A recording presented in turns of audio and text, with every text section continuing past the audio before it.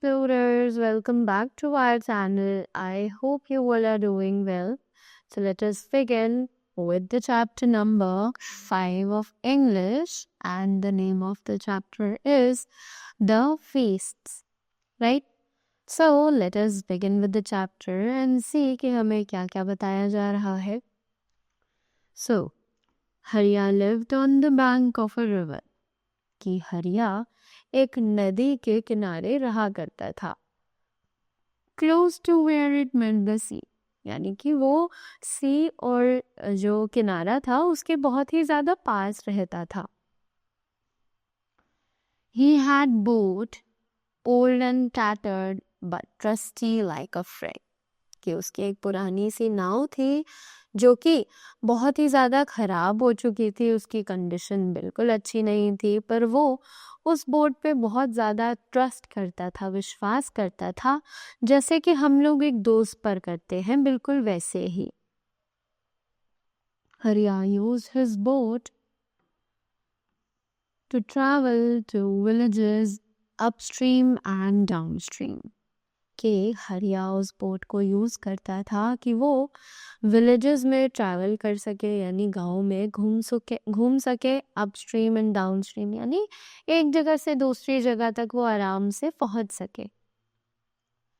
He had relatives and friends in all these villages and enjoyed spending time with them. कि उसके जो रिश्तेदार थे, उसके जो दोस्त थे, वो सभी इन विलेजेस में रहा करते थे.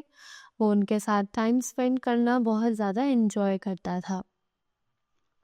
हरिया ऑल्सो एंजॉयड गुड फूड, कि हरिया वहाँ पर अच्छा अच्छा खाना भी एंजॉय करता था.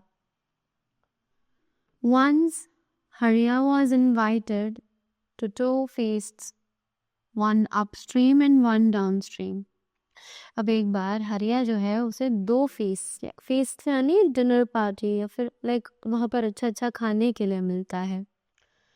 सो एक बार हरिया 2 feasts में एक साथ इनवाइटेड था, जो कि एक अपस्ट्रीम थी, एक नदी के उस पार थी और एक दूसरी पार. Both the feasts happened to be on the same day and Hariya wanted to attend both of them.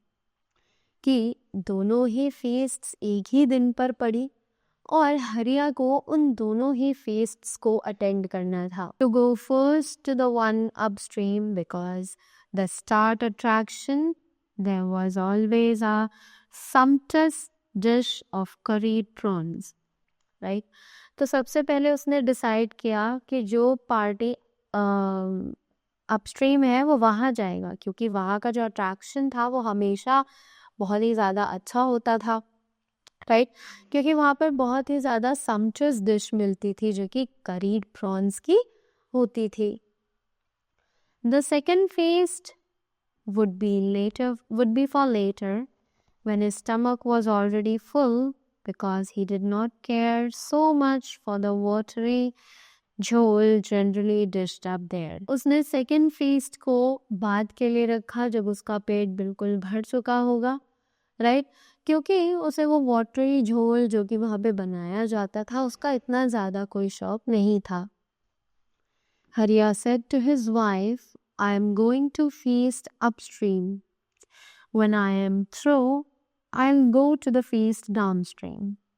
अब हरिया ने अपनी वाइफ को बताया कि सबसे पहले मैं अपस्ट्रीम फीस्ट को अटेंड करने जाऊंगा और उसके बाद जब मैं वहाँ से लाइक कंप्लीट कर चुका होऊंगा तब मैं फीस्ट डाउनस्ट्रीम जाऊंगा. So his wife was suitably impressed. उसकी वाइफ जो है वो बहुत ही ज़्यादा इम्प्रेस्ड हो गई. 2 feasts in one day. तो उसने बोला कि क्या बात है, 2 feasts एक दिन में. Well, but you have a long way to go. पर उसकी वाइफ ने बोला कि पर तुम्हें तो बहुत लंबा सफ़र तय करना पड़ेगा इसके लिए. Better take some leftover rice before you set out. उसने बोला बेहतर रहेगा कि तुम अगर थोड़े से जो बचे हुए चावल हैं इनको ले जाओ, राइट? Not me, returned हरिया. पर हरिया ने कहा नहीं, मुझे उसकी कोई ज़रूरत नहीं है. You go ahead and have all that leftover rice. हरिया ने अपनी वाइफ से कहा कि तुम आगे जाओ और तुम जाकर वो राइस खा सकती हो. With some of your fish pickle, he added generously. और उसने कहा कि तुम इन चावलों के साथ वो जो फिश पिकल है वो भी तुम खा सकती हो. उसने बहुत प्यार से बोला. When Harya arrived at the jetty, the tide was out and the level of water had dropped sharply. अब जब हरिया जेटी पर पहुंचा तो जो टाइड यानी कि जो लहर थी वो एक्चुअली बिल्डअप हो रही थी, तो इसीलिए वाटर का जो लेवल था वो अचानक से बहुत ज़्यादा ड्रॉप हो गया था. He found it difficult to row in such a shallow water, especially since he was going upstream. अब उसे बहुत ज़्यादा मुश्किल हो रही थी कि वो उस कम पानी में नाव को कैसे चलाए, right. Specially since he was going to upstream, और स्पेशली तब जब वो अपस्ट्रीम साइड जा रहा था, right. He had to row really hard. उसे बहुत मेहनत करके जो अपना पैडल था, जो अपनी नाव का रो था, वो चलाना पड़ रहा था.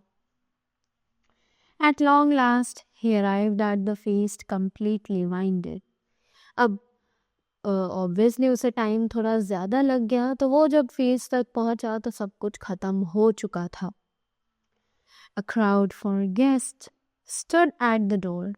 कि जितने भी गेस्ट्स थे वो सभी भीड़ बनाकर दरवाजे पर खड़े थे. But they were not going in. पर वो अंदर नहीं जा रहे थे. They were actually coming out. वो बाहर आ रहे थे क्योंकि पार्टी ख़त्म हो चुकी थी. To Harya's dismay, his host hurried towards him looking very embarrassed. अब हरिया जो है वो लेट हो गया था और उसको खाना भी नहीं मिला, तो वहाँ के जो होस्ट थे, जो उस फीस्ट के होस्ट थे, उन्होंने हरिया को बहुत ही शर्मिंदगी के साथ देखा कि वो बेचारा आया भी और उसे खाना भी नहीं मिला. ओ हरिया भाई, वेयर हैव यू बीन? अब उस होस्ट ने उससे पूछा कि हरिया भाई तुम कहाँ रह गए थे.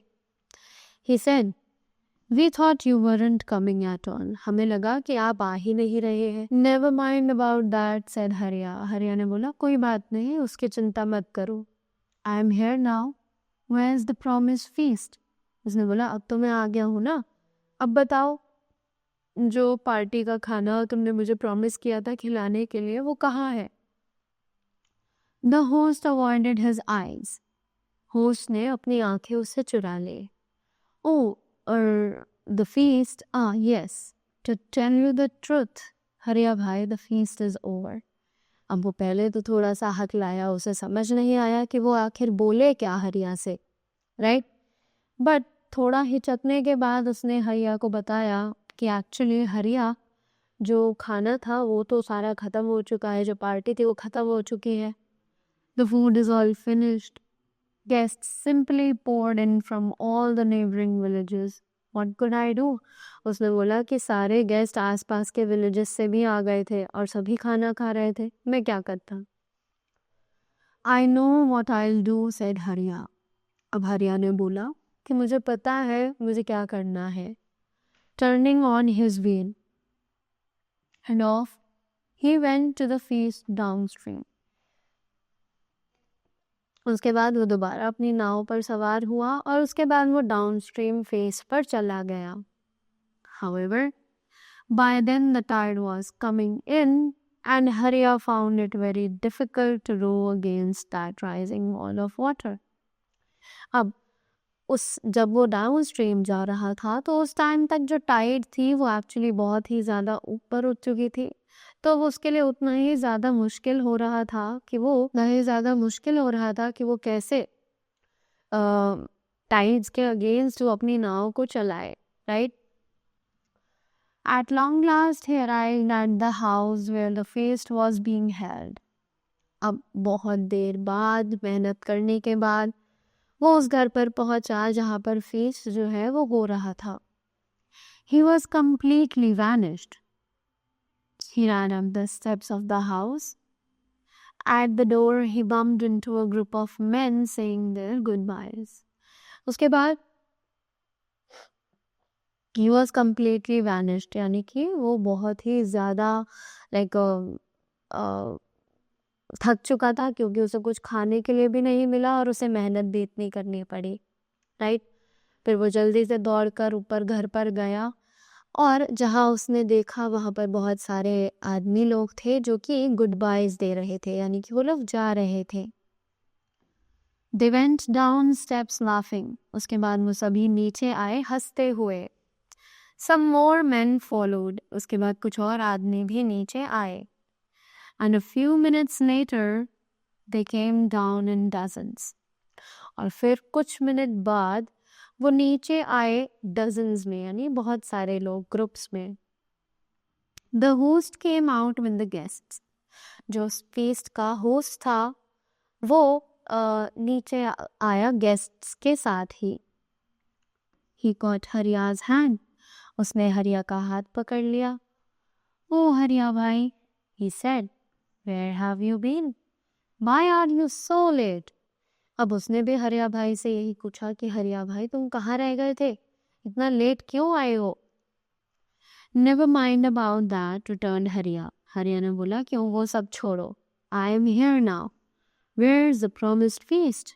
उसने बोला कि अब तो मैं आ चुका हूँ ना, अब बताओ मुझे कि जो तुमने पार्टी जो फीस्ट मुझे प्रॉमिस करी थी वो कहाँ है? The host avoided his eye. अब जो होस्ट था उसने भी अपनी आंखें इस बात पर उससे चुरा ली। The feast? He mumbled. Ah yes, the feast. उसने बोला कि क्या feast? अब उसने धीरे से बोला, उसने बोला अच्छा हाँ feast. To tell you the truth, हरिया भाई द फीस्ट इज ओवर। उसने बोला कि मैं तुम्हें सच्चाई बताऊं तो हरिया भाई जो पार्टी थी वो खत्म हो चुकी है। Even the cooking pots have been scrapped clean. उसने बोला कि जिन बर्तनों में खाना बनाया गया था वो भी अब तो खत्म हो चुके हैं, वो भी अब तो साफ हो चुके हैं। Guests simply poured in from all the neighboring villages. What could I do? अब उसने भी यही बोला कि जितने भी गेस्ट थे वो सभी सारे विलेजेस से यहाँ पर आ रहे थे, मैं क्या करता? I know what I'll do, said हरिया। अब हरिया ने बोला कि मुझे पता है मुझे क्या करना है। Turning on his head, he got into his boat and rowed all the way back home. अब उसके बाद दोबारा से वो अपना नाव में जाकर बैठ गया, राइट, और फिर उसने अपनी नाव को घर की तरफ जल्दी से भगाना शुरू किया। He tottered and weak with hunger.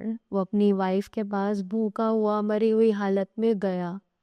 His wife was surprised. उसकी वाइफ ये देखकर बहुत ज़्यादा shocked हो गई।